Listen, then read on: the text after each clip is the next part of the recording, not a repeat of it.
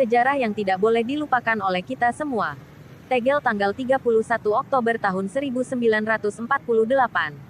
Musuh dieksekusi di Desa Niten Kecamatan Sumoroto Kabupaten Ponorogo. Sedang MH, Lukman dan Nyoto pergi ke pengasingan di Republik Rakyat China RRC. Akhir November tahun 1948.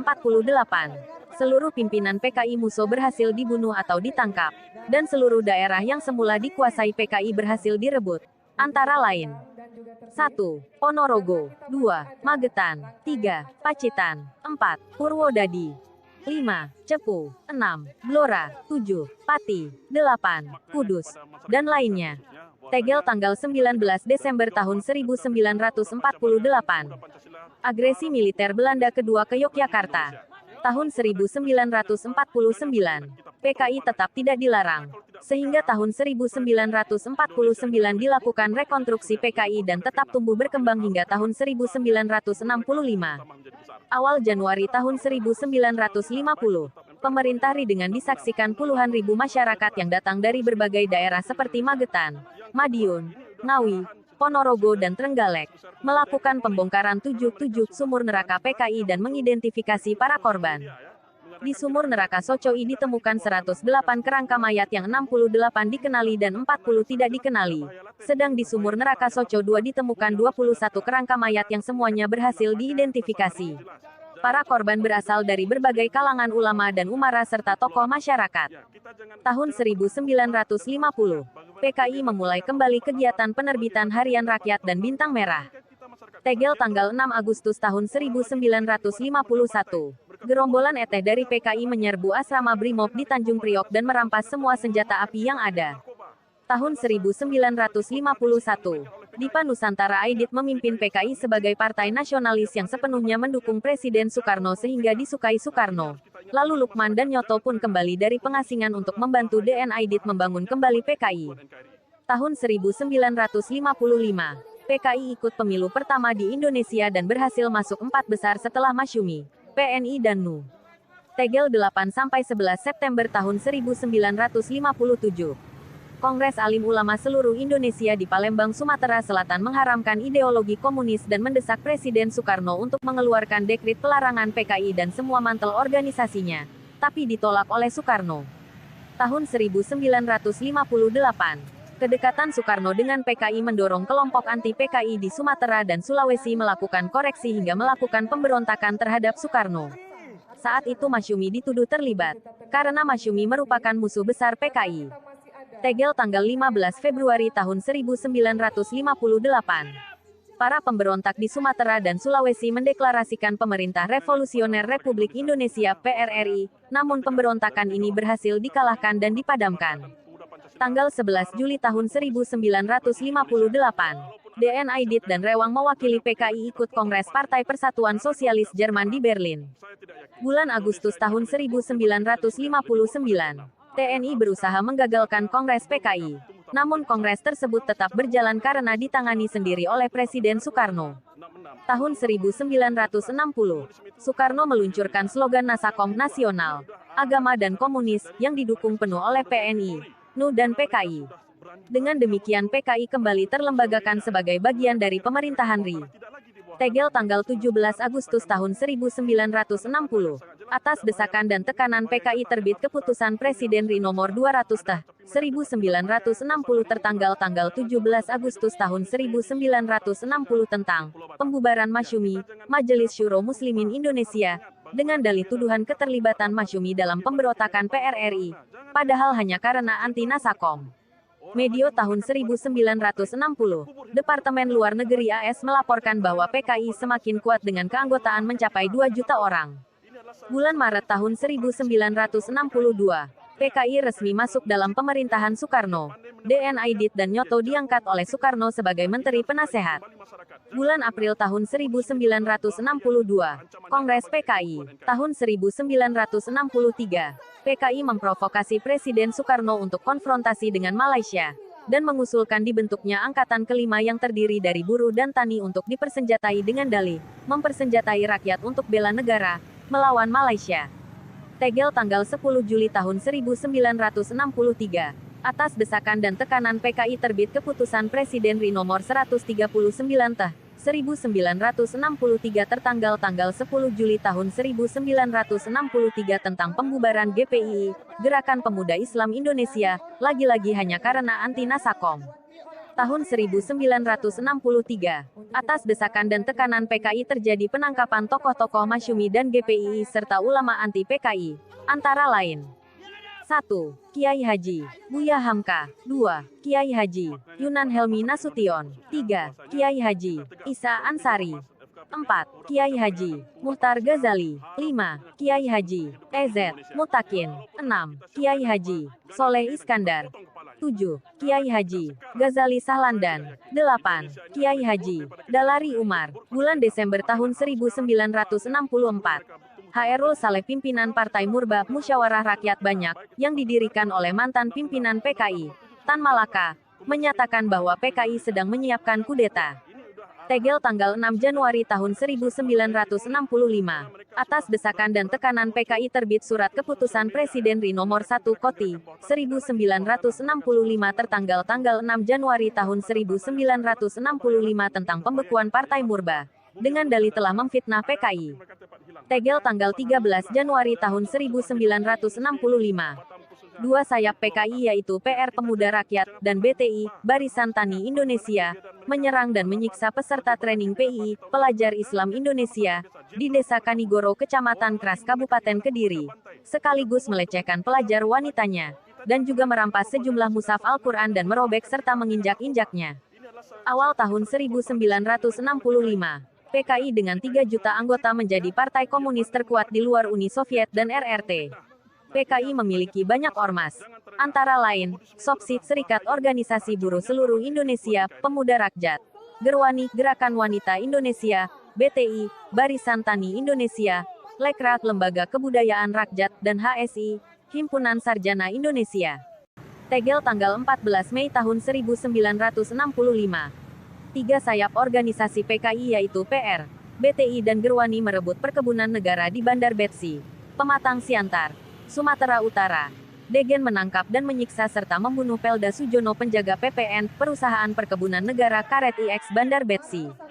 Bulan Juli tahun 1965, PKI menggelar pelatihan militer untuk 2.000 anggota I di Pangkalan Udara Halim dengan dalih mempersenjatai rakyat untuk bela negara. Tegel tanggal 21 September tahun 1965. Atas desakan dan tekanan PKI terbit Keputusan Presiden RI Nomor 291 Tah. 1965 tertanggal tanggal 21 September tahun 1965 tentang pembubaran Partai Murba, karena sangat memusuhi PKI. Tegel tanggal 30 September tahun 1965 pagi. Ormas PKI Pemuda Rakyat dan Gerwani menggelar demo besar di Jakarta. Tegel tanggal 30 September tahun 1965 malam. Terjadi gerakan G30 SPKI atau disebut Gestapo, Gerakan September 30 PKI menculik dan membunuh 6 Jenderal Senior TNI AD di Jakarta dan membuang mayatnya ke dalam sumur di Lubang Buaya Halim. Mereka adalah 1. Jenderal Ahmad Yani. 2. Letjen R. Suprapto. 3. Letjen MT. Haryono. 4. Letjen S. Parman. 5. Maijen Panjaitan dan 6. Maijen Sutoyo Siswomiharjo. PKI juga menculik dan membunuh Kapten Pierre Tendean karena dikira Jenderal Abdul Haris Nasution. PKI pun membunuh Aibtu Karel Satsuitubun seorang ajun inspektur polisi yang sedang bertugas menjaga rumah kediaman Wakil PM Dr. J. Leimena yang bersebelahan dengan rumah Jenderal Ah. Nasution. PKI juga menembak putri bungsu Jenderal Ah. Nasution yang baru berusia 55 tahun. Asteris Ade Irma Suryani Nasution, yang berusaha menjadi perisai ayahandanya dari tembakan PKI. Kemudian ia terluka tembak dan akhirnya wafat pada tanggal 6 Oktober tahun 1965. G30 SPKI dipimpin oleh Letnan Kolonel Untung yang membentuk 3 kelompok gugus tugas penculikan, yaitu 1. Pasukan Pasopati dipimpin Letudul Arif, dan 2. Pasukan Pringgondani dipimpin Mayor Udara Sujono, serta 3. Pasukan Bima Sakti dipimpin Kapten Suradi. Selain Letkol Untung dan kawan-kawan, PKI didukung oleh sejumlah perwira ABRI TNI Polri, dari berbagai angkatan. Antara lain, Angkatan Darat, 1. Maijen TNI Pranoto Rekso Samudro. 2. Brigjen TNI Suparjo dan 3. Kolonel Infanteri A. Latif. Angkatan Laut. 1. Mayor KKO Pramuko Sudarno. 2. Letkol Laut Ranu Sunardi dan 3. Komodor Laut Sunardi. Angkatan Udara. 1. Men Panglaksda Udara Omar Dhani.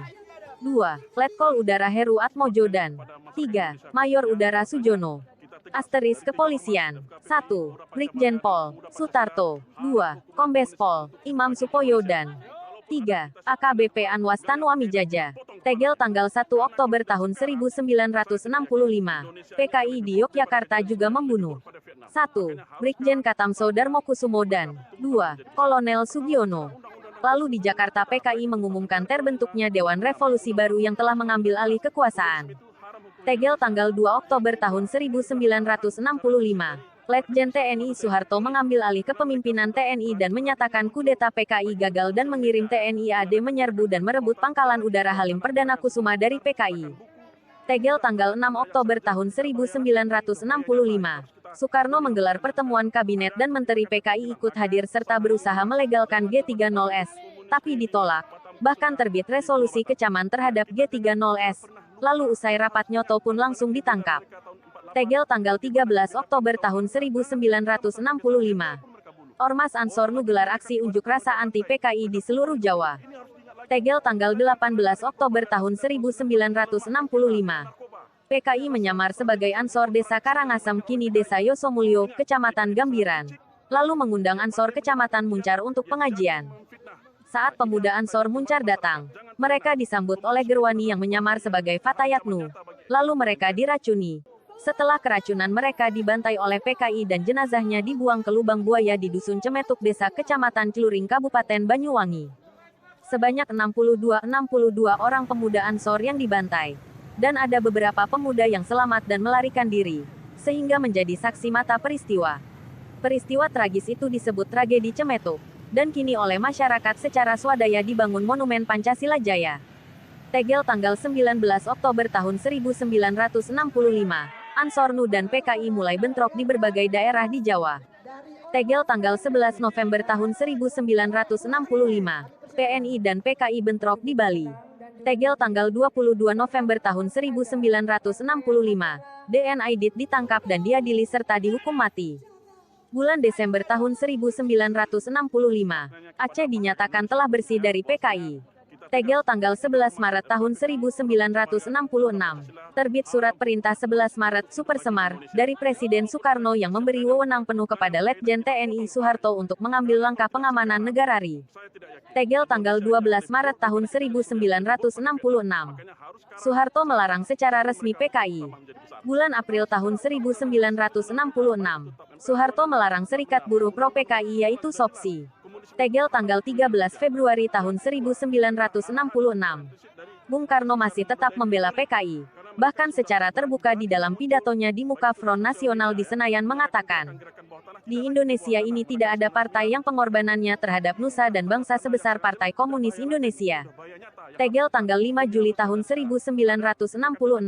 Terbit TEP MPRS nomor 25 tahun 1966 yang ditanda tangani Ketua MPRS Ri Jenderal TNI A. Nasution tentang pembubaran PKI dan pelarangan penyebaran paham komunisme, Marxisme dan Leninisme. Bulan Desember tahun 1966, Sudisman mencoba menggantikan Aidit dan Nyoto untuk membangun kembali PKI, tapi ditangkap dan dijatuhi hukuman mati pada tahun 1967. Tahun 1967, sejumlah kader PKI seperti Rewang, Oloan Hutapea dan Ruslan Wijaya Sastra bersembunyi di wilayah terpencil di Blitar Selatan bersama kaum tani PKI. Bulan Maret tahun 1968, kaum tani PKI di Blitar Selatan menyerang para pemimpin dan kader NU, sehingga 60 orang NU tewas dibunuh. Pertengahan 1968, TNI menyerang Blitar Selatan dan menghancurkan persembunyian terakhir PKI. Asteris dari tahun 1968 SD 1998 asteris. Sepanjang Orde Baru secara resmi PKI dan seluruh mantel organisasinya dilarang di seluruh Indonesia Degen Dasar TEP MPRS nomor 25 tahun 1966. Dari tahun 1998 SD 2015. Pasca Reformasi 1998, pimpinan dan anggota PKI yang dibebaskan dari penjara, beserta keluarga dan simpatisannya yang masih mengusung ideologi komunis, justru menjadi pihak paling diuntungkan. Sehingga kini mereka merajalela melakukan aneka gerakan pemutar balikan fakta sejarah dan memposisikan PKI sebagai pahlawan pejuang kemerdekaan RI. Sejarah kekejaman PKI yang sangat panjang. Dan jangan biarkan mereka menambah lagi daftar kekejamannya di negeri tercinta ini. Semoga Tuhan YME senantiasa melindungi kita semua. Bagikan sejarah ini. Jadikan pelajaran asteris. Asteris buat generasi yang akan datang asteris. Undang-Undang Nomor 79 sudah jelas, komunisme itu haram hukum Indonesia. Yang kedua, ini udah arahan secara implisit dari Markas Besar Komando TNI Polri, karena mereka